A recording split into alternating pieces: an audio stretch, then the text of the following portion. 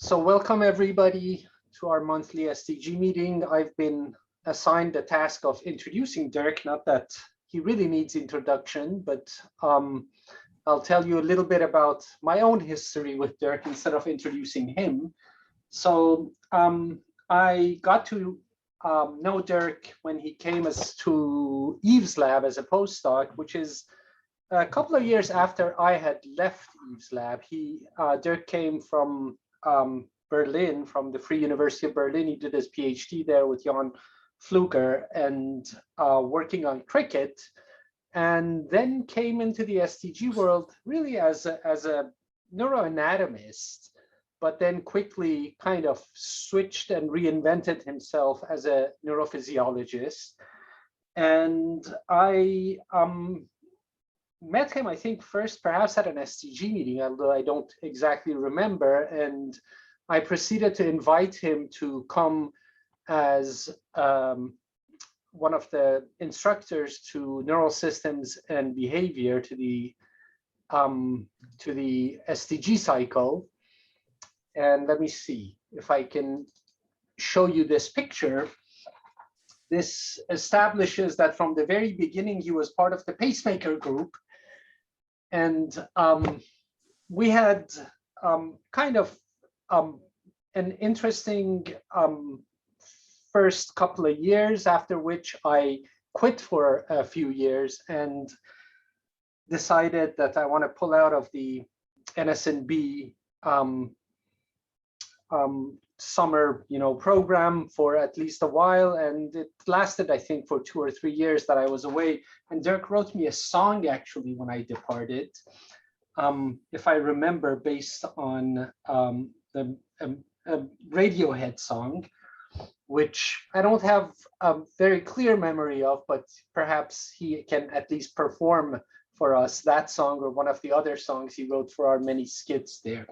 Anyway, what I learned from Dirk at that meeting was, in addition to the stuff that he was doing at the time, he was working on that variability project and talking to me about, how he's collected the data from these 99 experiments and looked at it at the beginning of his work. And it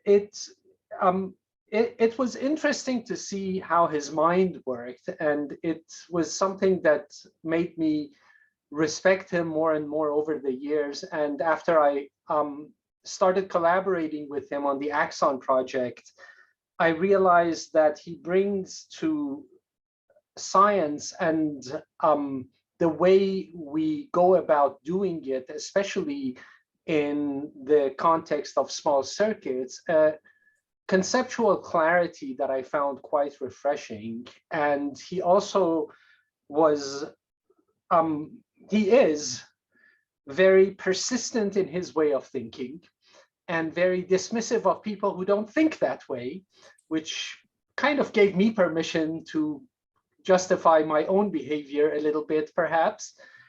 But having said this, I really, I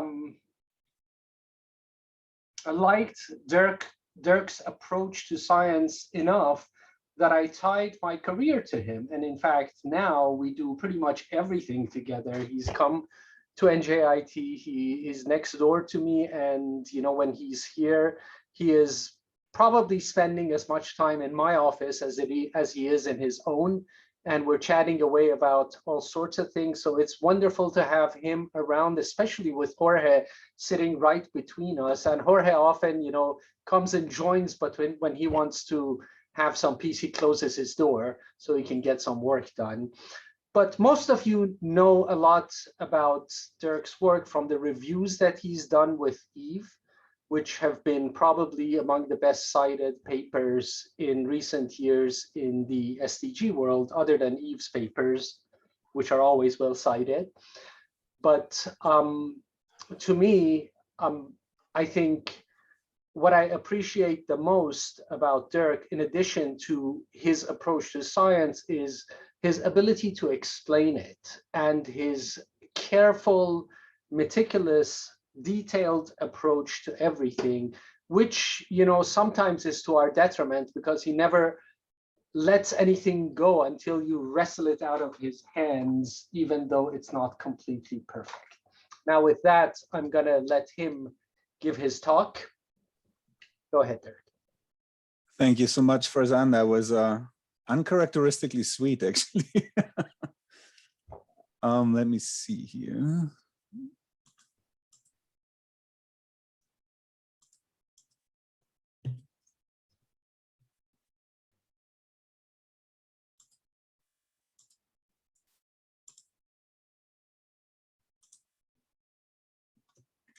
Can you see this?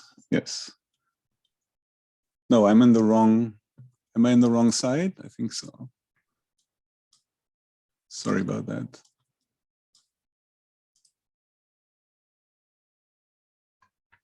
How do I switch? No, it was fine before. Now you're on the wrong page. Oh, I was? Go to the top. Oh, display settings. Oh, that's good. Really? You're good now. Okay. It says I even see the closed captioning. So I was agonizing a Oh little bit. no, you got the wrong. We see your closed captioning too. Well, that's on both my screens. I don't know where that comes from. I think that's from Zoom. So that's Yeah, something. No, it's not from Zoom. That's a new feature in PowerPoint that they just put in. And there's a button that you should see that will disable that. Was it this one? Yes. Well, it's gone now. Okay, good. Sorry. So I was agonizing a little bit over what to talk about today, because at least I don't feel old enough and certainly not accomplished enough to do this like large sweeping overview over my career. On the other hand, I really, really like about this seminar series that people have sort of taken some effort to give a personal history, a personal perspective and narrative to it. So my disclaimer probably is that this is going to be some uncomfortable compromise between this approach and actually wanting to show some science. And I want to start with the acknowledgements, just sort of get them out of the way, as I don't know how far I'm going to get with this talk. And as Farzan's already hinted, so there was this is a little complicated for me. So this is an incomplete list of people, including this guy here, whatever his name is.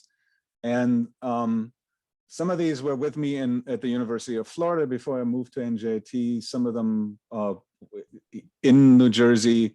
A bunch of them are actually officially were Farzan's advisees, although the lines in some cases got a little blurry there.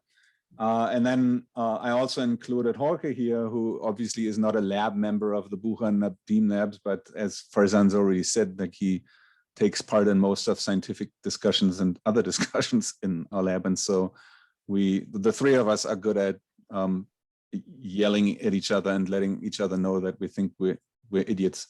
And I should acknowledge when I'm going to talk about some of the old stuff, the people I collaborated with in Eve's lab, and Srinivas, who we're collaborating with now.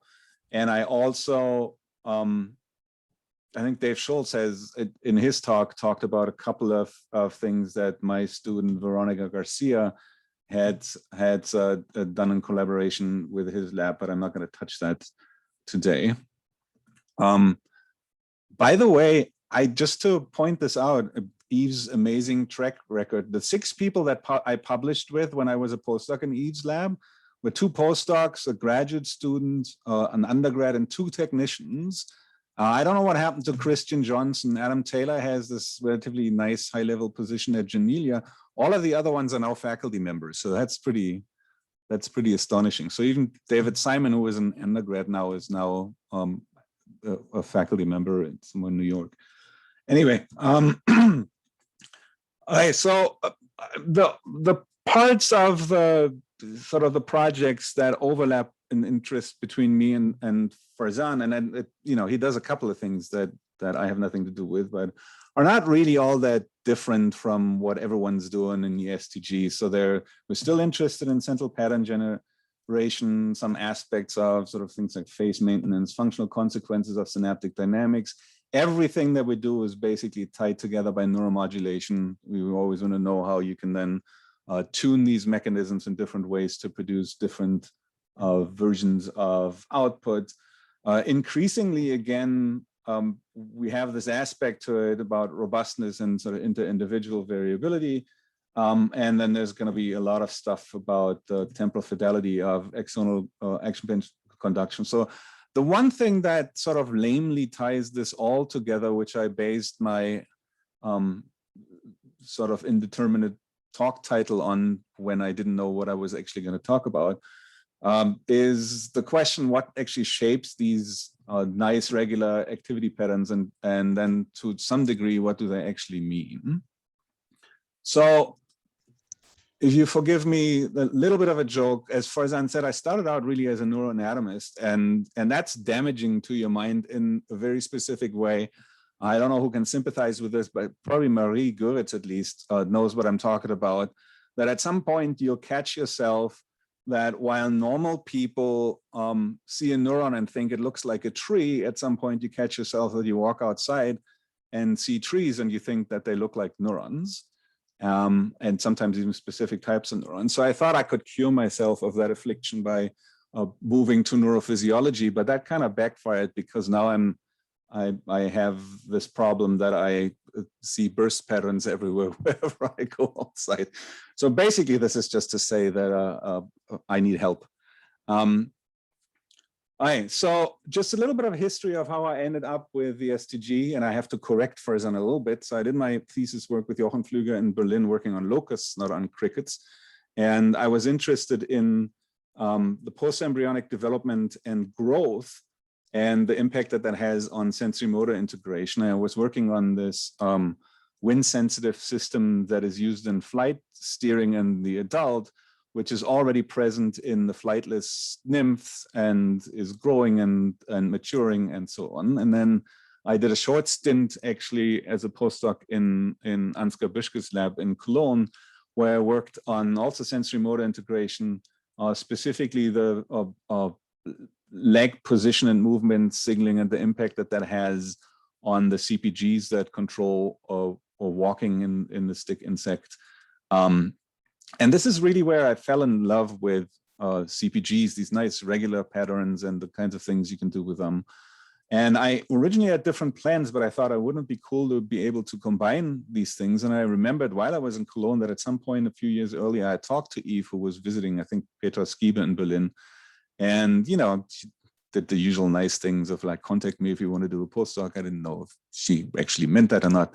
But so it turned out that a few years earlier, Pierre Meran's lab had shown that the STG is present in sort of midway through embryonic development, and then and there is some kind of patterned activity, rhythmic activity that then matures over embryonic and larval development, and then who knows what's going to happen in the post-larval stages in the juvenile animal. So I was sort of discussing that with Eve, and I was lucky that she had me and had space and money for me.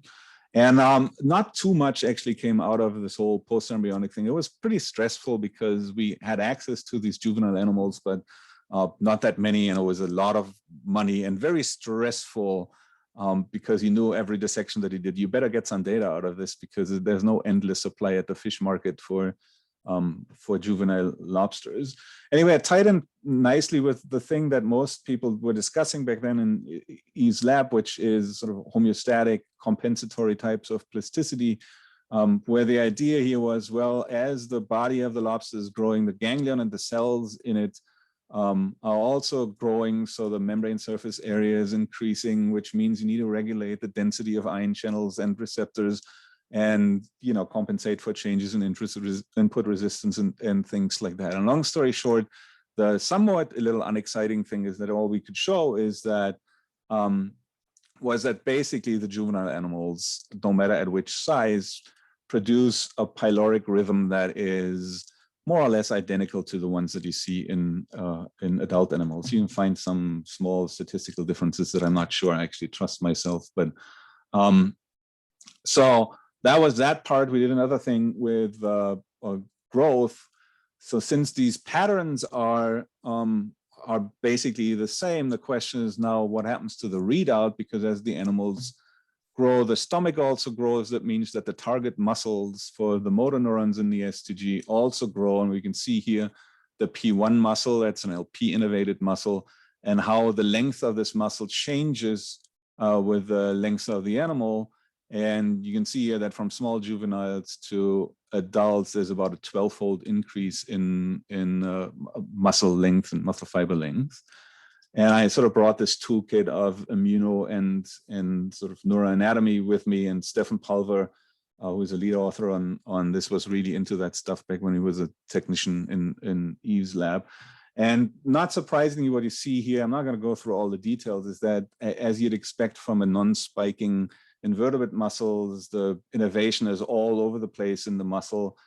So all the individual fibers are multi-terminally innervated because they don't produce action potentials.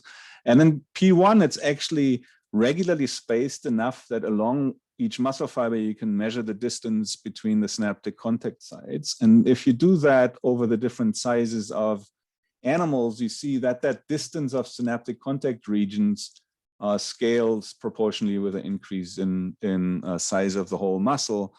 And that goes together with an increase in the length constant of the muscle fibers from juvenile and adult. So we didn't do this in detail, but very likely you have about the same number of synaptic contacts per lambda, and no matter what size of animal you look at. And on the physiological side, the compensation that you can nicely describe is with single elicited EJP. So while the input resistance drops dramatically in these muscle fibers between juvenile and adult, that is nicely compensated by an increase in synaptic current, so that both in juveniles and adults, the EJP voltage amplitude actually is just about the same. The reason I wanted to show this here is that goes with that theme that the patterns actually matter. So this would be something where people in a lot of other systems would have stopped. So there you have their compensatory mechanism and everything stays the same, right? But we do know in the STG the exact details of the patterns of input that the synapse actually sees from the presynaptic side.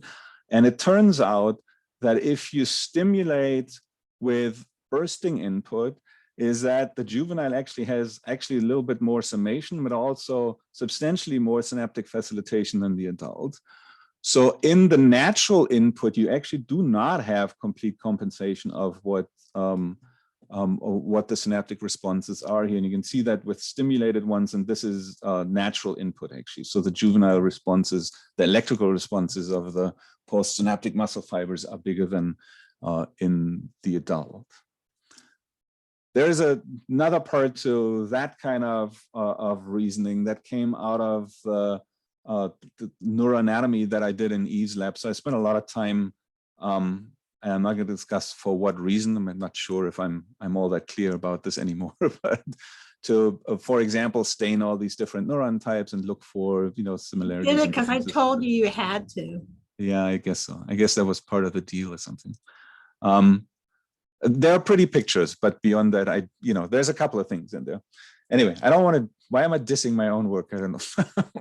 Anyway, so one of the things that was sort of a side note in that paper was that I was trying to map these ganglia, as many as I could, to come up with maps that, that showed the preferred cell body positions of all the different neuron types, which is in the context of the SCG, doesn't have predetermined exact cell body positions like the ventral nerve cord of most arthropods in the brains have. And it turns out that I had enough of these reconstructions to actually count the numbers, and a lot of them were physiologically identified by me before that. And so I saw that there is a variability in the total number in Homerus, a total number of neurons in the ganglion. And all of that comes from the GM and the PY neurons. So all other cell types basically come in a single copy, and PD and LPG come in 2 copies. But PYs come in 3 to 7 copies and GMs in 6 to 9 copies.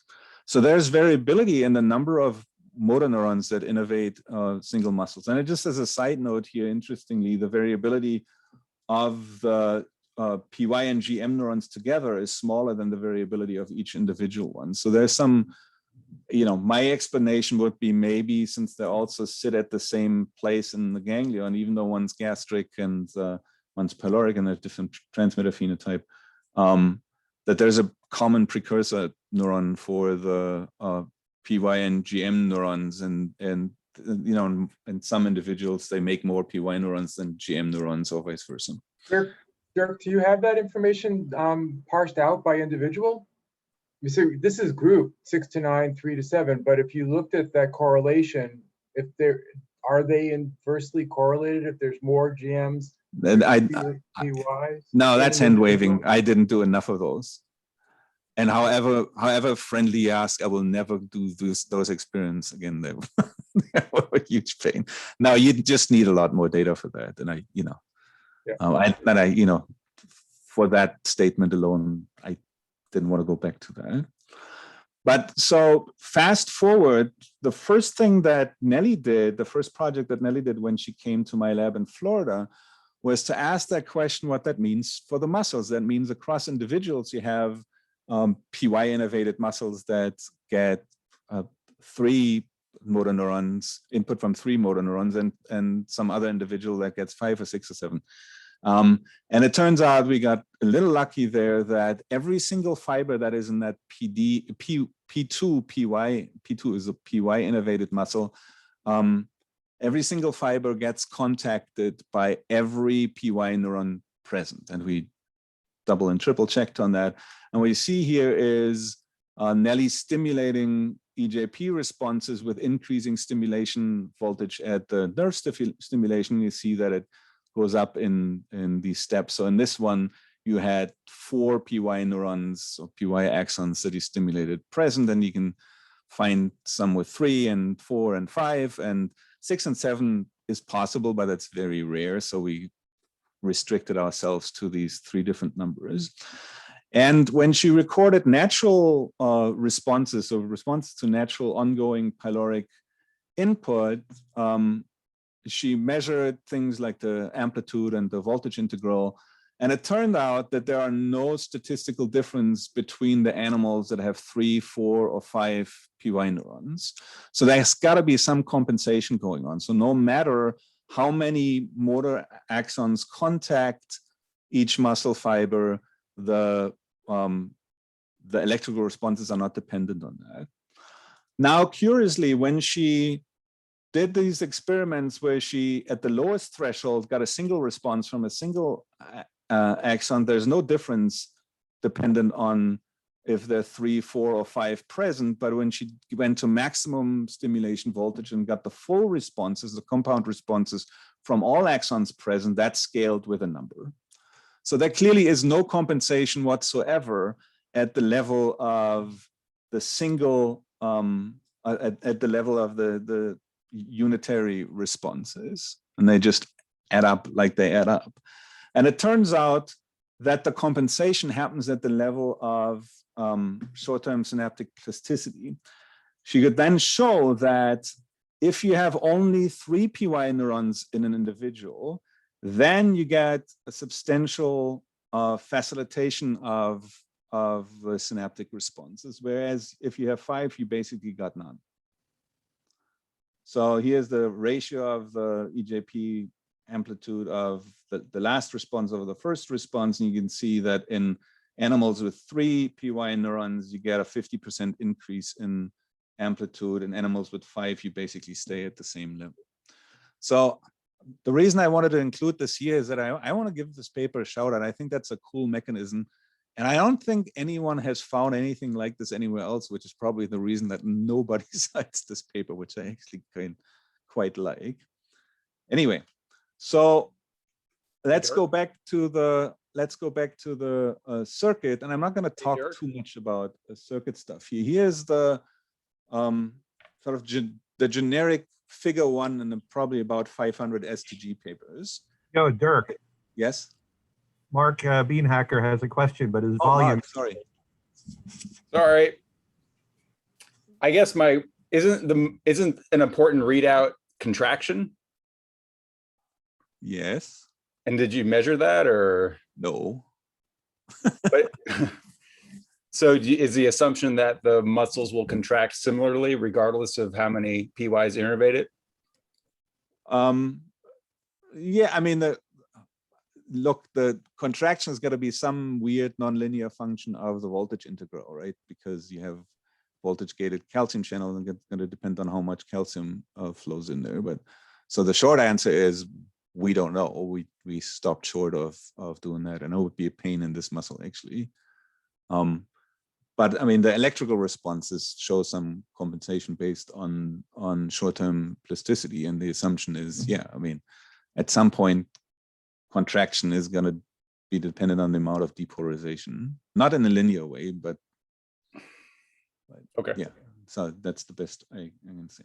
All right, let's go back to our sort of generic figure here, and so the cool thing about this STG really is these like long-lasting, very stereotyped types of activity patterns that are relatively straightforward to quantify, at least nowadays. So, you know, we measure the number of spikes per burst and convert this into spike frequency per burst, like the durations in a cycle period, a cycle frequency, the latencies of all of these onsets and offsets of bursts. We can convert this to phases and all these kinds of things. The reason I'm showing this here is that at the time when I started in Yves' lab, which was 2001, we just about had reached the time where most people weren't doing the old thing anymore, which was really printing out recording traces on thermal printers and taking a ruler and taking 10 cycles and sort of measuring the mean cycle period and measuring some of these latencies and things. So that, and it was just, we were just advanced enough that a noob like me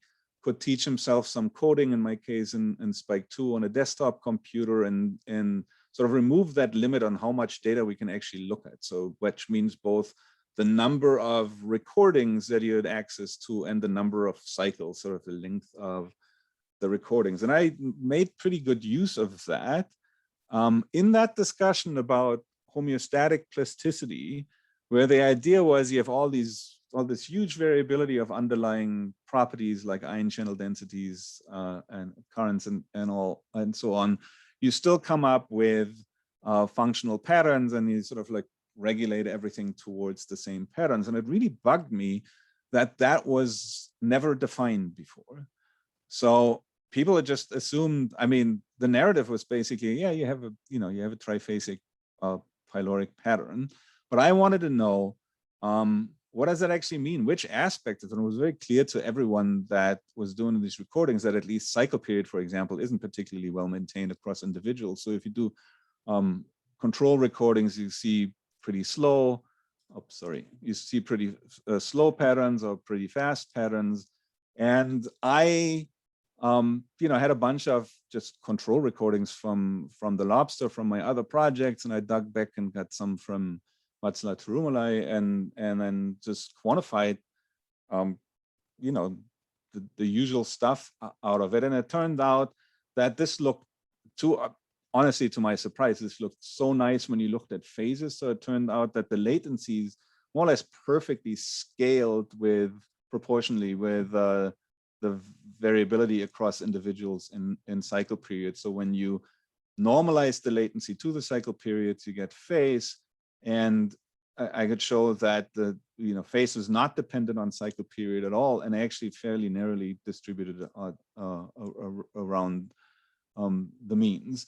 Here's a funny side note about the 99 animals. I don't know who knows that story, but so here's how this is Eve's doing, and I really love her for that. I came to her office at some point and showed her this stuff, and when she asked me, so where are you with that stuff? And I said, well, I have 99, I may as well do another one. I didn't do these experiments for this project, but I'm waiting for the next one, and I'm going to wrap this up. And then she just laughed and said, like, why? It's a lot funnier and sort of like, for no reason that you can really explain, more amusing to publish something with an N of 99 than an N of 100. And I was kind of intrigued by that. So I wouldn't have been able to explain that either. But, funny enough, the psychology works like this for everyone.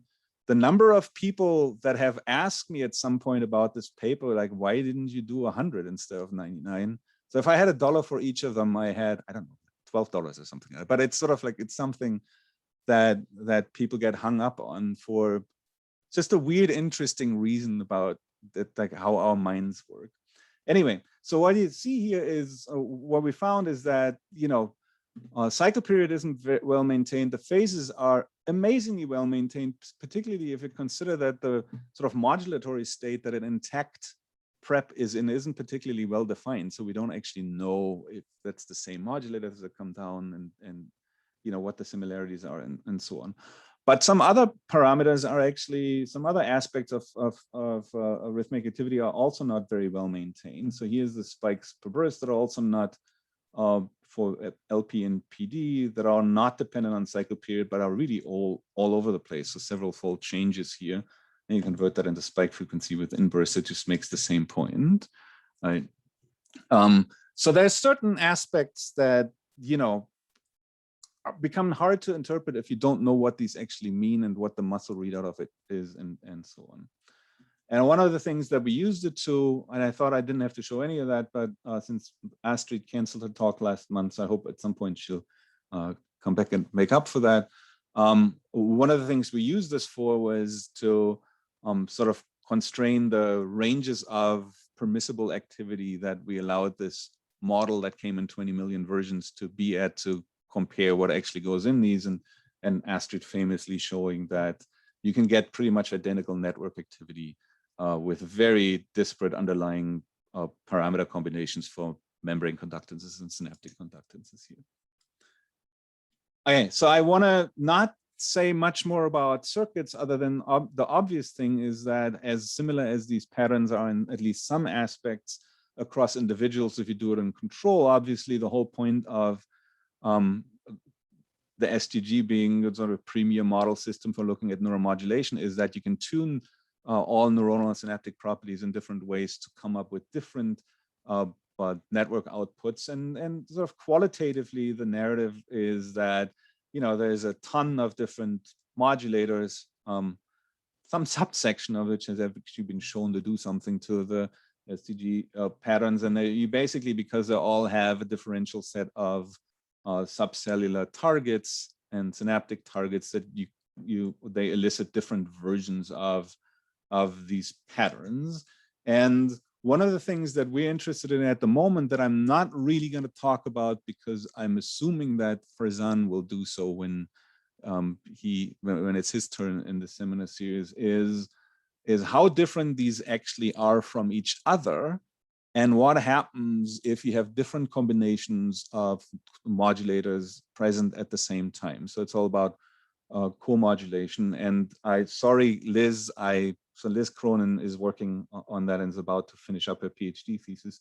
I cut this for time. This is just making the point that we really want to, as quantitative as we can, determine what actually are the differences between the responses to different types of neuromodulators, and can we quantify how different they are from each other, and then what happens if you use different combinations of more than one neuromodulator.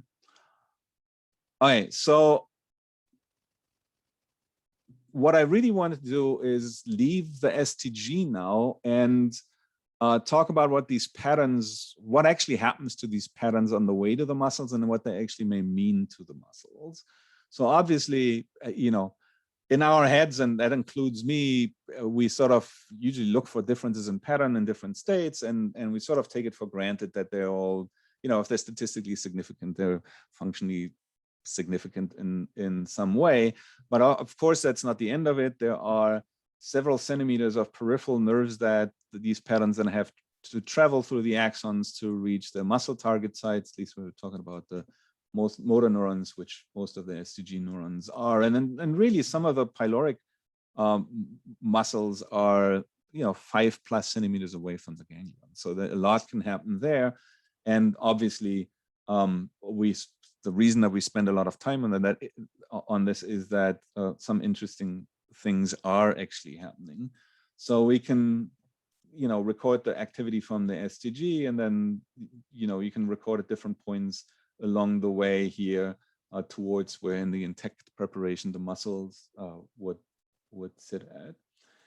The reason this started, and here's an historical perspective again, that about a year into Yves' lab, being in E's lab, I did all these things. I tried to stain things. There wasn't a good confocal microscope there, and Stefan Pulver and I had to do night shifts as well as like college, and where Bart Bells allowed us to use the confocal when no one else was around. And I was, sort of meddling with a bunch of different things, and I was getting worried that this was all not going anywhere fast. At least I went to Eve and said, like, I'm a little worried. I need a safe project. And little did I know, but she said, like, Václav Trumala had just done a bunch of different modulator applications, including in adult humerus, and just to see what the stuff is doing there. And she found this curious thing that if you block the STN and the pacemaker is sort of cycling slowly in humerus, and then you add dopamine, you speed up the rhythm, but you also start seeing these weird spikes that are sort of in the interburst interval.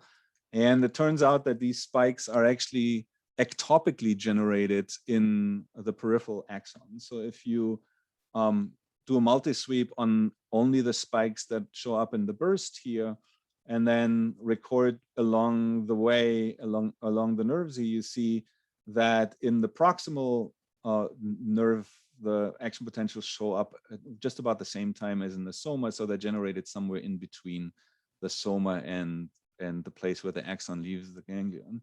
And then they travel down with some delay towards where the muscles would be. If you do the same thing with these, let's call them extra burst spikes here, it turns out that they actually show up first in the extracellular recording here before they show up in the ganglion. And you can calculate where that is. And the main generation site of these ectopic spikes is sort of in the lower DVN just before the split here. And I then did these unpleasant experiments where I then did intracellular recordings, and then did focal applications and washes out of the recording wells at different places here with a high concentration of dopamine. You can show this is the normal spike from that's generated in the ganglion. Wherever you apply the dopamine, the spike shows up first, and that then travels back antidromically to the ganglion and orthodromically to where in the intact prep the muscle would be.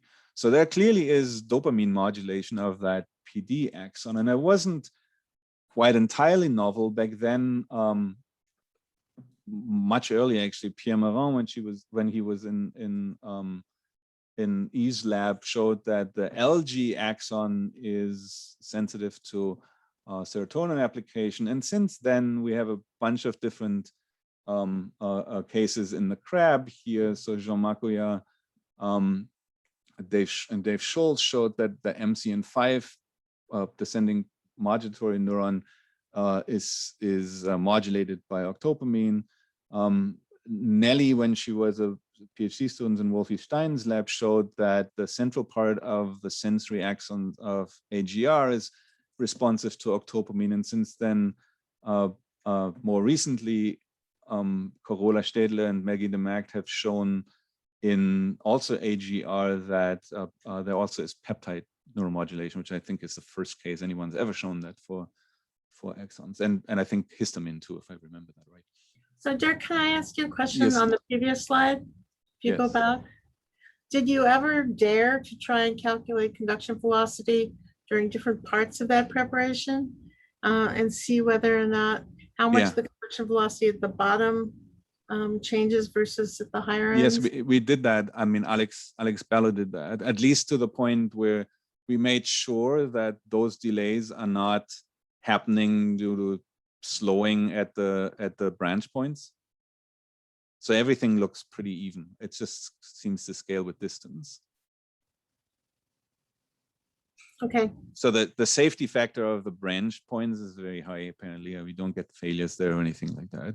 And it doesn't slow down or speed up or anything.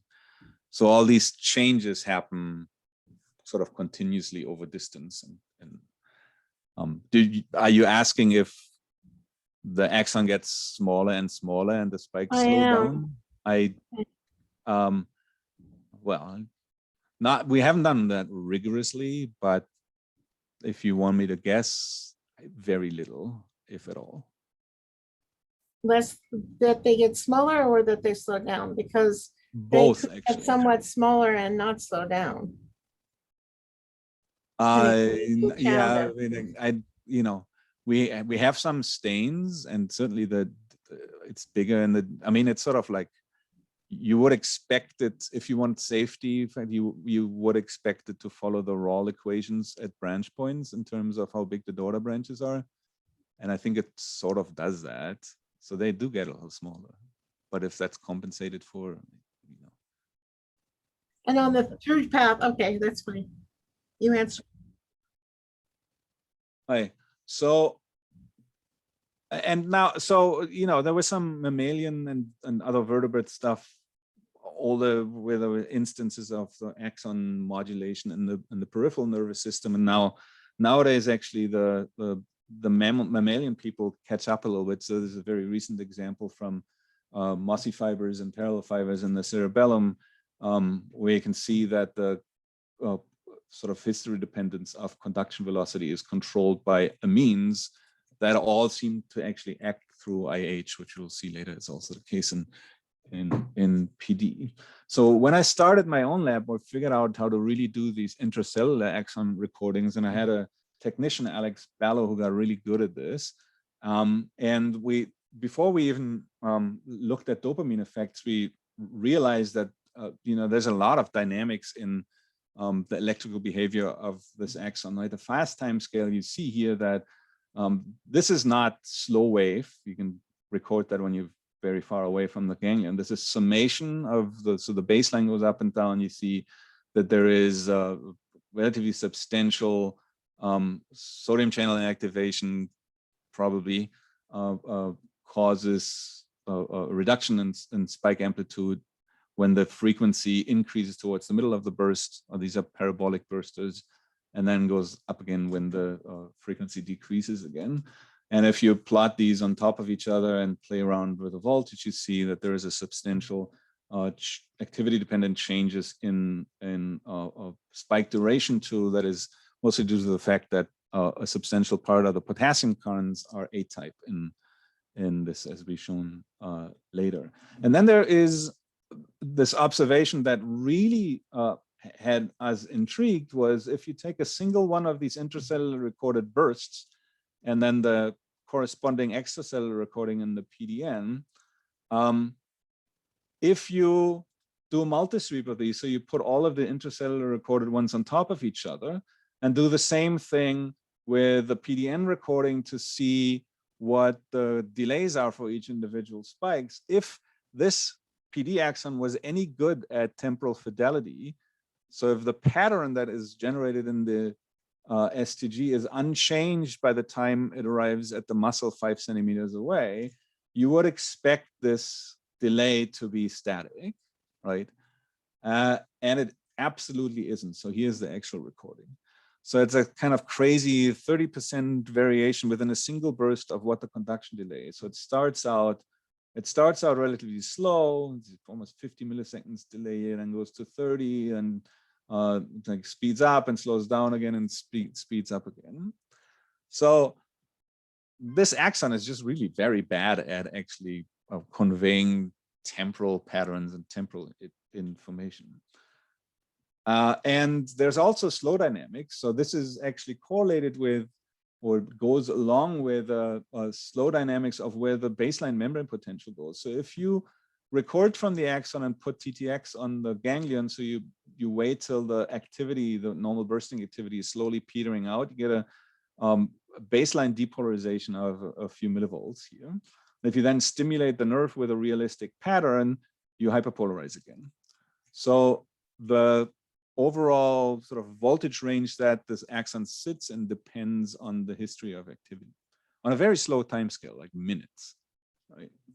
And it turns out, long story short, the most likely explanation, I'm just going to pretend that we really have good experimental proof of that, which we don't for all kinds of technical reasons, that slow after hyperpolarization is most likely caused by the cumulative after hyperpolarization that is generated by the sodium potassium ATPase, which is a common thing.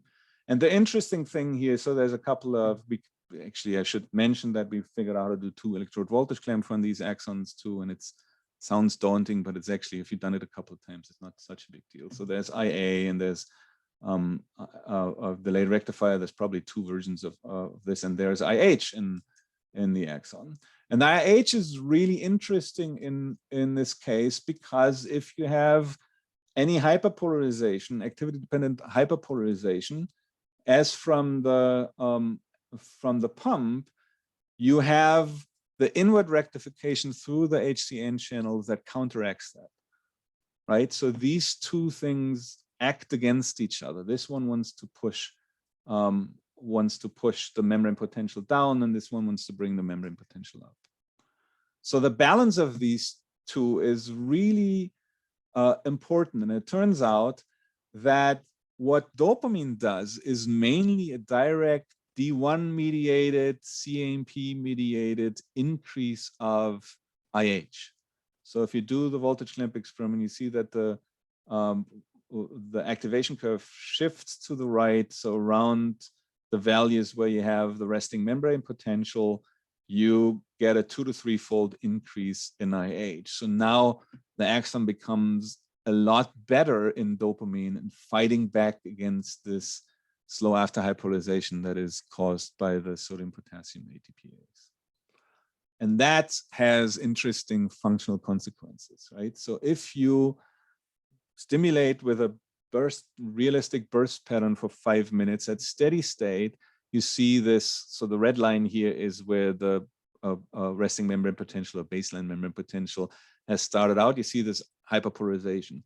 If you block IH, then that hyperpolarization becomes a lot bigger. If you increase IH, and interestingly, with dopamine, interestingly, nanomolar concentrations are enough for that, you mightily reduce that hyperpolarization or even get completely rid of it. And if you look at the consequences for the temporal fidelity, so here again, over a single burst, you at steady state, you have quite some variability or change in conduction delay. That gets really bad in the absence of IH. So if you block IH, particularly the first one here, look at this. This is crazy. It's like 55 milliseconds instead of 40 milliseconds in that range, and goes all over the place. And adding dopamine gets rid of this effect. So dopamine makes this axon into a pretty decent channel for conveying temporal information. And you can show that over the range of bursts. So from the first to the 300 bursts over 5 minutes of stimulation, overall the delay increases and things get completely crazy in the absence of IH, and there isn't much of an effect left if you, even at low concentration of dopamine. We did the same thing with Poisson stimulation at different frequencies. So if you give a 5-minute Poisson stimulation, and then measure where the troughs before each individual spikes go, you see this hyperpolarization. You also see that the variance of those values increase substantially. And that's associated with an increase in both the mean delay and the variance of the delay. Right now, it turns out you can measure all of this over different frequencies. If you look at the delay and the CV of the delay, things get worse if you take away IH, and things get a lot better if you add IH by applying dopamine.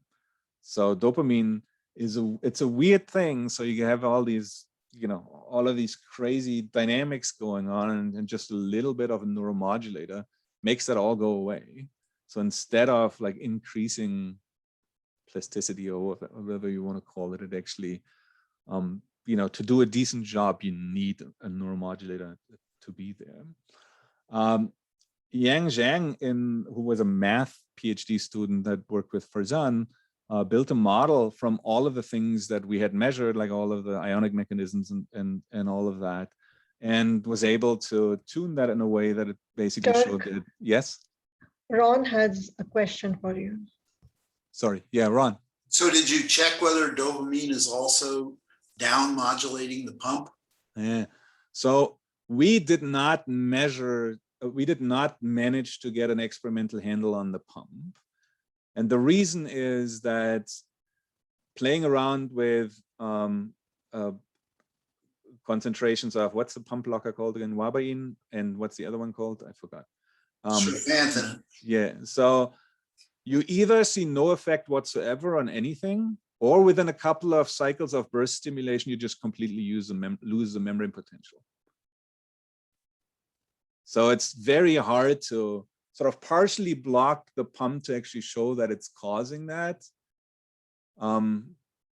You know, and I mean, in a way, it's like, even if that's not actually what causes the dynamics, yeah, if you block the pump, you get less after hyperpolarization, just because your axon at some point will start depolarizing because it can't maintain the resting membrane potential anymore. So we never found that sweet spot. I know that you guys managed to do that, but I think it's a, I don't know. We, you know, it's not that we spend years on that, but Farzan makes a big argument that it's got to be the pump, because part of the modeling exercise was to see if this would work if we'd use a slow potassium current instead.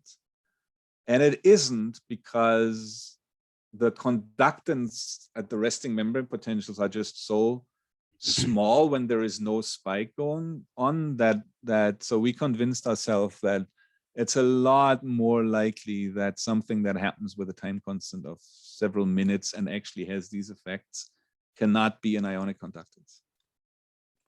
That's the main argument. I don't doubt that the pump is involved. I was just more curious as to whether it is co-modulated with the H current. Yeah, so I know the Leach work that has shown that, but you know, if we can't even show that I can't think of a way to convincingly measure an effect like this if we don't have in our hand that manipulation of the pump. So, Dirk, damn it, Ron, you actually like hit the weak spot and the thing that always bugged me about this. All right, so sorry, there's another question. Yeah, hi Dirk. This is extremely important and very relevant for us. And but my question is, did you confirm with CD7288, you know, your IH effect, because cesium also blocks the invert rectifier? You can do also barium, or you know, like as a control, like, or nickel. I don't know. Yeah, we did. We used cesium, but first of all, it doesn't seem, extracellular cesium doesn't seem to do anything to our potassium currents, which is always a worry, at least not at the concentration that we're using them. And ZD does the same exact thing, but you can't wash it. Yeah. So since we did these, like, you know, first cesium, then wash that out, and then put on dopamine and all these kinds of things. If you do ZD, then you're done with the experiment. I mean, you don't want to have to. You don't have to stay with an intercellular electrode in an axon and then wash for an hour or something like that. Yeah. Not even in a stomatogastric ganglion. Good, great. Do you get any biphasic effects? Like we sometimes see biphasic effects. As in what? Yeah, it gets, you know, faster and then slower. The conduction velocity? Yeah, but see, yeah. I mean, there's not the. You'll see that here. Actually, it's a weird mix of sort of a long-term history dependence and the instantaneous frequency dependence, right? So we've been putting it on all over the place. The effect also is speed up and then go back down, and it's like, well, what's the main effect here? You know, is it the main effect the speed up and then it washes out, or is the main effect, you know, the hyperpolarization afterwards? But that's cool. Well, it's not, I mean, it's not that dopamine speeds up anything. It prevents that hyperpolarization that causes this huge variance in conduction delays, right? So it's not, I mean, conceptually, I think it's sort of slightly the wrong question to ask, or at least you'd have to do different experiments for that. Sounds good.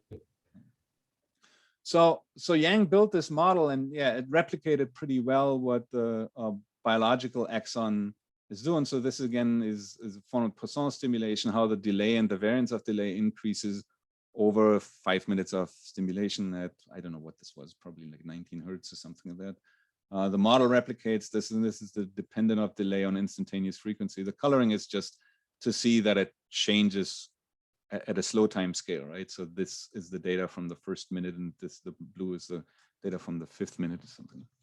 and it replicates that. He did a bunch of things with that, including some of the cellular things that I talked about. But the most interesting one to me was this finding. When he used that model and tried to sort of predict where the delay comes from, it turns out that all he needed was the gating states of the sodium channel, right? So in fact, in a very weird and specific way. So if you know what the gating state of the inactivation gate at the peak of the spike and the activation gate at the, like right when at the start of the spike is, you can add some constants and things so that you can perfectly predict the delays in response to these behaviors. So that's what you see in blue here. Now, I should point this out right now. This isn't saying that all that matters is the voltage-gated sodium channel, because the gating state of these two gates clearly is dependent on voltage, which is clearly dependent on all kinds of other conductances that are there. For example, that after hypolarization and the, IH and the potassium currents and all of that, right? But that's sufficient to do this. Now, that's sort of like an exercise in just looking at something pretty, as for experimental data, clearly you cannot retrieve the gating states of the sodium channels from a recording. But what he then did first with a model was thinking like maybe the trough potential at the start of each action potential and the peak potential is a good enough proxy of these gating variables that I can use that. So he did that, and it turns out it does just as well.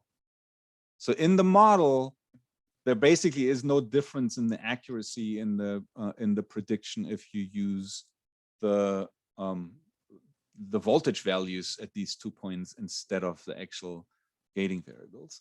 And then, of course, if that works, you can apply this to the experimental data, which he did, and you still do a pretty decent job.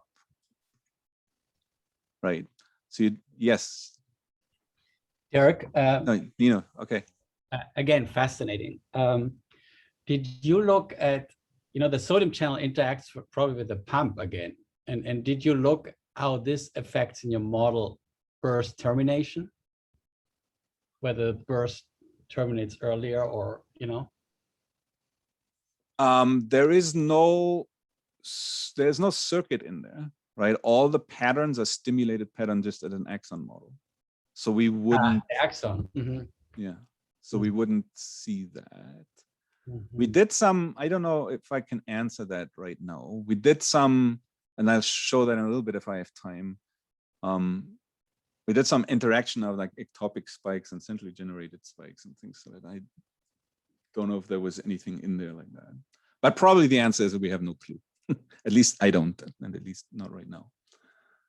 All right, so there is a sort of like nice, somewhat mechanistic explanation. I want to go back to these ectopic spikes that we started with, right? So dopamine just does a little bit of a baseline depolarization that is enough to bring the axon to a spike threshold, which is very, very close to where the axon is sitting anyway. So it's not a squid axon or something, right? So it's, just above -60, sometimes even a little lower or something.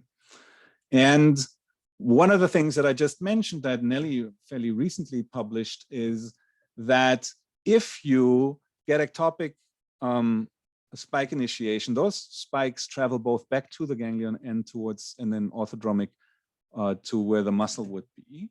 And Nelly blocked the SDN here and had this at least slow ongoing pacemaker oscillation. If you then mimic antidromic spiking, not with dopamine, but actually just stimulate the peripheral nerve here, at relatively low frequencies, you can actually seriously disrupt the burst mechanism, right? In this case, it completely shuts down. And the reason we showed this case is that these antidromic action potential make it pretty well through the gap junctions to the electrical synapse to AB. So you see them in the AB recordings too. And this is a quantification, so it's not always that extreme, but the more you stimulate, the more antidromic spikes you have, the slower or the smaller the centrally generated activity. will become. How realistic that is, we don't really know, because it definitely happens if you have sort of disrupted rhythmic activity, like for example with pyloric suppressor stimulation or in histamine and different modulatory state that are in this like 1 hertz rhythm. And it works the other way around too. So you have a inhibitory effect to the ganglion, and it works the other way around too. So he or she just cut off the STG basically and stimulated the deviance in the orthodromic direction, bathed it in dopamine. So you got peripheral spike initiation. If you then stimulate with a realistic burst pattern, you see that the faster the burst rhythm is going, the more and more it starts inhibiting these peripherally generated spikes till at normal spike frequencies, you basically don't see any ectopic spiking anymore. And it's relatively easy to explain mechanistically because you have the slow after hyperization. It takes some time to recover. If you don't give it enough time to go back to threshold, at first you will only get ectopic spikes sort of like at the tail end of the burst interval, and then they will eventually go away. So you get these mutual suppressive effects between the centrally generated and peripherally generated activity that we have some functional context for, maybe, that I'm not going to talk about here for the sake of time. Speaking of time, how much do I don't have a clock here. I'll have another 5 minutes or something like that. Anyway, so then Nelly wanted to know what all of these things actually mean at the level of the muscle. And see how far I will get with this. So you get all these pattern changes and a dynamics and history dependence and all of that. Is that just an exercise in looking at neural dynamics and you know, getting Nino interested because it may be relevant for what they do in the respiratory system, or is that actually, has it any functional meaning in the SDG itself? And to put it into broader context, we always look at neuromodulatory effects, and we always take sort of for granted that the changes that we can quantify are and have statistical significance, may have some functional significance, but we don't know that. So a modulator may change the burst frequency, may change the burst duration, and may change the number of spikes per burst. The fine interval structure, as we've seen in the PD axon, it may affect things like the regularity of the rhythm. And ultimately, we don't know what that means for the postsynaptic or even the behavioral readout. Let's not go through the behavioral one, but at least sort of like how would a postsynaptic muscle cell, for example, what would it make of that? So Nelly spent a lot of time doing really beautiful muscle fiber recordings from these not easy to record from dilator muscles. There are 2 sets of PD innervated muscles, the dorsal one and the ventral one. She recorded from the ventral ones, and there's a medial one called CPV2B and a lateral one called CPV2A, and they have completely different response dynamics. So CPV2A looks pretty normal, and then it has these fast EJP responses at summate. It gets innervated by both PD neurons, so it gets a little scraggly there the way it summates. CPV2B doesn't respond to the beginning of the burst at all. It takes forever to sort of get its ass up, and actually peaks after the burst, the input burst already over, and there's some differences in conduction delay and all of that. So they have different dynamics. So it was worth looking at how sensitive is to these different types of inputs. And one thing I just want to briefly mention is that both obviously don't just depend on the synaptic input, but they have actually substantial nonlinear response properties, membrane properties. And I'm not going to show you the stuff that she did with current injections and things like that, but both of them occasionally show what's called graded action potentials. These are the like clearly active responses that are not all or none, so basically calcium spikes, that are fairly common in sort of fast skeletal muscle fibers in crayfish, for example, but have really only been shown in embryonic STG muscles and under certain modulatory conditions. That's not true. You go back longer. Go back to Chris Lingel's work. Yeah, that's under dopamine. Yeah, but it was in adults. Yeah, but I said either in embryo or under certain modulatory conditions. So, and P1 certainly wasn't part of this in other ones. So, and they're kind of different. So the weird thing is that even with sort of robotic enforced stimulation that doesn't change at all. They come in and out, so they wax and wane, which is good for Nelly because she didn't have to deal with them. She could always find large sections of data that she could look at the synaptic response properties without having to deal with these active responses. But it only happened at about 6% of the animals that large number of animals that she had looked at in CPV2A, but in more than half of the CPV2B ones. And just to give you a summary of the sort of intrinsic properties, the nonlinearities fall more on the side in CPV2A of outward currents. So the inputs are sort of tempered by the dominance of outward currents in that muscle, whereas they are amplified in CPV2B. So there you seem to have the nonlinearity going in the other direction. So one's sort of like boosting the synaptic inputs, one sort of tempering the synaptic input. Then she looked at the short-term synaptic plasticity, and there's, she did all the paired pulse stuff and things that I don't show here, but this is just sort of bursts of the same number of stimulations at different constant frequencies. And they both clearly show large amounts of facilitation. And if you quantify the voltage integral to sort of correct for summation here, you see that they are facilitating, but in sort of a different way. So this is the voltage integral as a function of stimulation frequency, but on a log scale. So this one sort of increases as a log function. This one increases as a sigmoid. And then she looked what happens if you give periodic burst stimulations at different frequencies. And I'm going to come back to the frequency dependent in a second, but you clearly see that if you increase burst frequency with natural stimulations where you don't change anything else but the burst frequency, there's big changes are happening here. What I want to point out here is if you zoom in on one of these burst episodes where you have, I don't know what the number here is. What is it, 20 bursts or something like that? You see that across bursts, the CPV2A muscles actually showed depression, even though at the short time scale, it's a facilitating muscle, that then is sort of like halfway recovering over the next couple of bursts, whereas CPV2B shows substantial across burst facilitation, which also then comes down again, but not completely. And that's true for all of these different stimulation frequencies here. And you can sort of sum them all up. So CPV2B always shows substantial facilitation of the second burst, and then that dissipates, and CPV2A shows depression, and then that comes back, but not completely either. So there is several types of dynamics that are happening at different time scales. And I'm just calling everything depression and facilitation. I don't want to get into a discussion.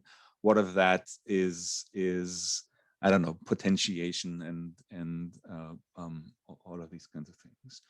But what we really wanted to do is look at which parameters these muscles are actually sensitive to. And this is the paradigm that I just showed you. This is natural, like sort of mimicking the real input, these parabolic bursts. You change burst frequency, keep the number of spikes and the duty cycles intact. So really what you're changing is both the burst frequency, the spike frequency goes up with that, and the burst duration goes down with it, right? So also goes up with it. Does it? No, goes down with it, sorry. And you see here that CPV2A increases its responses at steady state responses with burst frequency, and it has a little bit of a bandpass filtering property here, is that at the highest frequency it goes down again. And CPV2B really shows bandpass filtering, right? So it has a best frequency, it's sort of around here somewhere. Now, the second paradigm that she then just used is like not change the burst at all, just change the burst frequency and nothing else. And it turns out that the bandpass filtering properties go away if you do that for CPV2A, but otherwise it's very sensitive to that. Whereas CPV2B, there's a little bit of statistical changes here, but they go in the wrong direction. Basically, CPV2B doesn't care about the change in burst frequency in this paradigm. If you then just use the slowest burst frequency and change the burst inputs as if in the same way that you did under paradigm 1, you see there's still sensitivity in CPV2A, and the sort of the bandpass filtering properties seems to come from that. And you pretty much get a very similar response to paradigm 1 in CPV2B. So CPV2B and CPV2A just respond to different aspects of this bursting input. The thing that we can't pry apart here, you change both the duration and the spike frequency in this paradigm, right? So Nelly did this funny experiment where she dropped, this is now regularized bursting input, and then she dropped from 19 to 17 spikes in the middle of it here. And she did this in 2 different ways. She did this either by keeping the spike frequency constant, which means that the duration drops, or she kept the duration constants, which means that the spike frequency drops. And CPV2A is boring because it just responds exactly like you would expect. So if you drop from 19 to 17, the voltage integral changes by the expected amount, which is shown here with the teal arrowhead. And it does the same thing if you do it in the different paradigm. Right? It just goes where you'd expect it to go. Now CPV2B is a little crazy. So when you change the duration but keep the spike frequency constant, then you get a bigger drop in voltage integral and response integral than you'd expect. If you drop the number of spikes by 2, change the spike frequency, but keep the duration the same, there is no change in CPV2B. So it doesn't even care about this range of variability of number of presynaptic action potential as long as the duration of the input stays the same, which is a little crazy, and I can't really explain that. And then finally, what Nelly was actually interested in were these changes that we see during conduction, axonal conduction. So basically, we could mimic what the burst pattern would look like after conduction through these 5 centimeters of axon and stimulate that into the muscle, basically into the nerve right at the muscle. So that would be the changes in control, the changes if you actually blocked, IH, or the changes if you increased IH with dopamine, which would mean that'd be a little change from the original pattern. And you could do this and then feed it into the muscle, either sort of in an alternating fashion or with, like, episodes of 5 for each, just to make sure that there's no weird memory effects. And it turns out both muscles are sensitive to these very subtle changes in the interval structure, although CPV2A, those changes are in the range of less than 5%. So I would say, that probably doesn't make a difference. But CPV2B, those changes can be plus minus 20% or more. So CPV2B seems to be actually sensitive to the fine temporal structure within the burst. So these things that happen during axonal exponential conduction may actually have a functional consequence for the postsynaptic cell. And so you can sort of sum this up and see, so there's 2 muscles, the 2 postsynaptic cells that are innervated by the same presynaptic neuron that undergoes all these changes in activity because of all kinds of different things, modulation and things like that. And you can change, and the 2 different postsynaptic cells that are sensitive to a completely different set of aspects of that temporal activity. Not completely different, but I just listed a couple. So the burst response rise time is fast in CPV2A, slow in CPV. So it's delayed. So if you talk about relative phasing, for example, that may make a huge difference.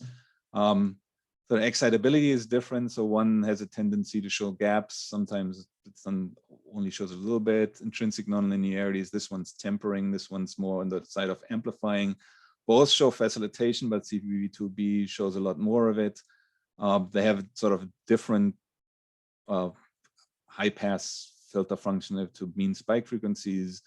They show dynamics across bursts that are depression in one case, facilitation in one place, and then in sensitivity changes in steady state burst parameters are, for CPV2A, it's sensitive to burst frequency, spike frequency, burst duration, number of spikes per burst, very little to spike interval structure. CPV2B is not really sensitive to burst frequency and spike frequency, at least at a reasonable range of changes, and to even the number of spikes per burst. But it's very sensitive to burst duration. It's a nice bandpass filter there, and to spike interval structure.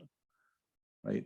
So I probably should stop. So I'm not going to talk about there's one last slide here that comes back to these ectopic spikes, and they can prime burst responses. So when Nelly stimulate, and that's only shown here for CPV2B, we don't know what to do with that data yet.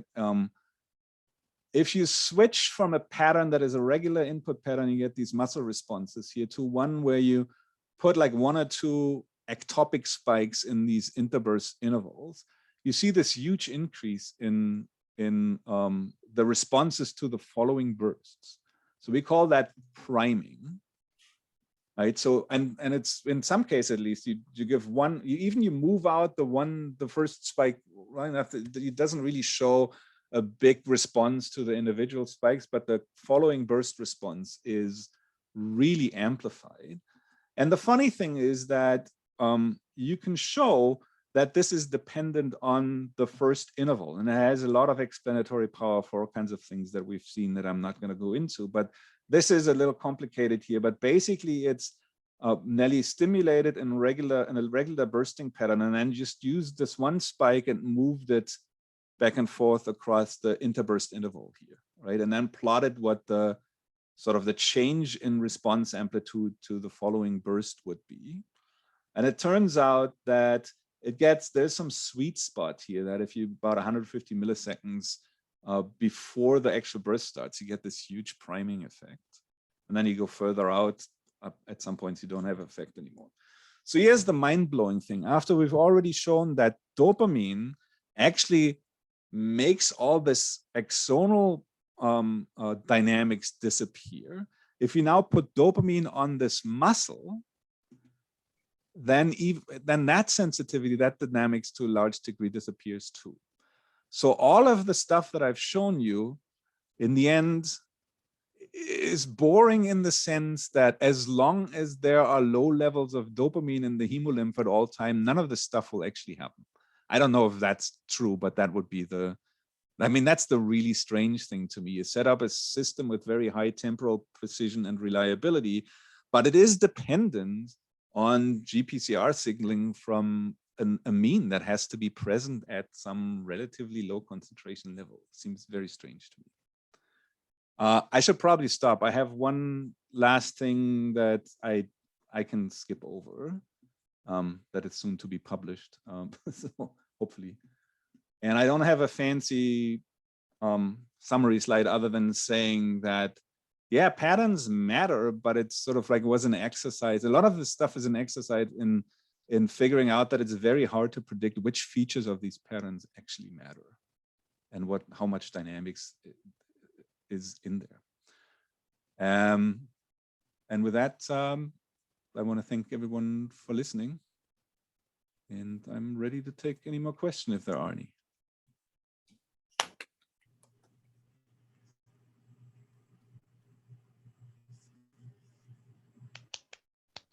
Eve. So I'm just trying to remember all of Scott Hooper's stuff. Now his work was all done in Pennularis. Whose stuff? Scott Hooper's lab. Oh yeah, and it's all contraction and not it's all electrical contraction, right? So I'm trying to reconcile what I remember, which I don't remember very well. Yeah. So that it's funny that you asked that, because that was the last part that I haven't shown. But so Pennularis and Homaris are somewhat different anatomically for those long PD muscles, but they're not as different as for example, you have in the crab, where the anatomy is quite different. So in Pennularis, you have the dopamine regulation of the excitability in the CPV1A and B muscles. And so would you say that the Pennularis and Homaris stuff is appreciably different or similar, or you're seeing different parts of it? Well, Chris Lingle showed that in, first of all, that big effect of, sort of intrinsic oscillatory activity in spikes, that was the dorsal PD muscles, not the right, that's what I'm saying. That was CPV1A and B. So I don't know. But I think, I have my persistent theory in all parts of the entire system is that the first thing that changes substantially across different species is neuromodulation, to the point where you have different types of receptors. Some neurons may even switch transmitter phenotype and all of that, at least like the descending neurons or modulator phenotype and things like that. So I wouldn't ever expect to see very similar things when you look at neuromodulation at any part of this. I mean, even Homaris, the PD neuron in probably crab2, it looks like this, and Pennuliris expresses D2 receptors. So it's CMP down. Even in the central part, we had that barrels antibodies and we did some central work too. It's D1. So it's like the opposite effect that dopamine has on the same neuron. And so I don't know. I mean, it may be the same for all I know, we haven't checked, but there's no reason, if you look at this detailed dynamics, to ever suspect that things are the same across species. That's my take on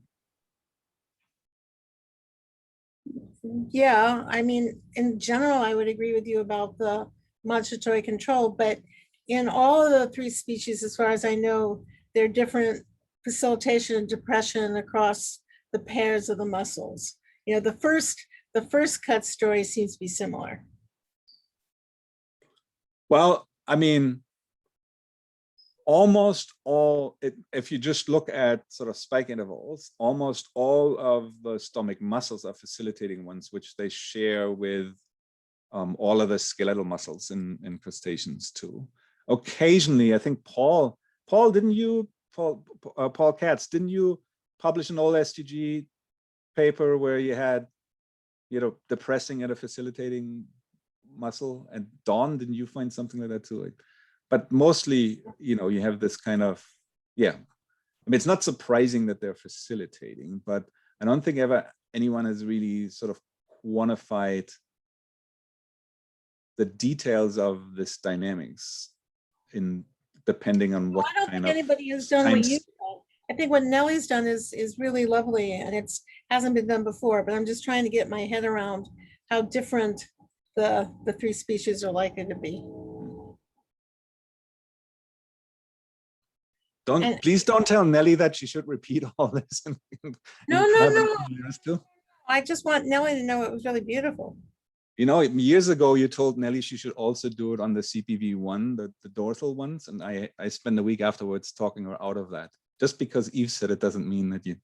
You should have done it on CPV1. It's a much easier muscle. Nellie doesn't like to do easy things. She always fails at easy things. You need to give her the hardest experiment to do, and then she's really good. Germans are weird. You know, you have your hand up. Yeah, the German again. Nellie, amazing work. Do we have evidence that let's say the dopamine on the axon is controlled? Like, is it like a controlled local modulation for axon versus CNS versus muscle? So the only way dopamine gets there, so we don't even know directly from dopamine. There are old data from, actually, I think from Ron Harris Warwick together with, I don't even know who it was, where for other amines, the resting concentration in the hemolymph of, I think, octopamine and 5-HT or something is something like 5 times 10 to the minus 9. So that you have these nanomolar and more things around, but where it goes, huh? That would have been back to David Barker's lab. Yeah, I think it was with Ed Kravitz, though. I don't know, some old paper. Well, it might have been done again. But David Barker's lab was looking at the amines in hemolymph.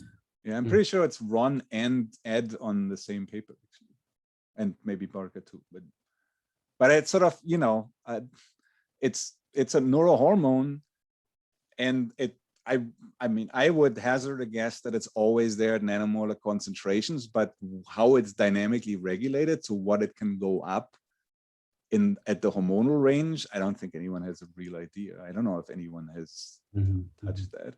And I mean, you know, you have an open circulatory system doesn't mean it's not compartmentalized. So it's very hard to, you know, just sticking a syringe into the lobster's butt basically doesn't mean that, you know, the concentrations you measure there, sorry, abdomen, measure there are actually, you know, what's going on at the part of the nervous system that you're interested in. You don't know about glial cells and neurolem and what does that does and things like that. So it's, I don't want to go there.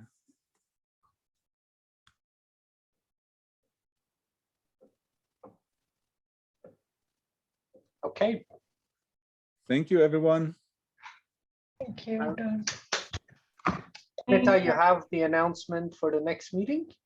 Yes, next meeting, next month is August. Patsy Dickinson is presenting on Monday, the 23rd.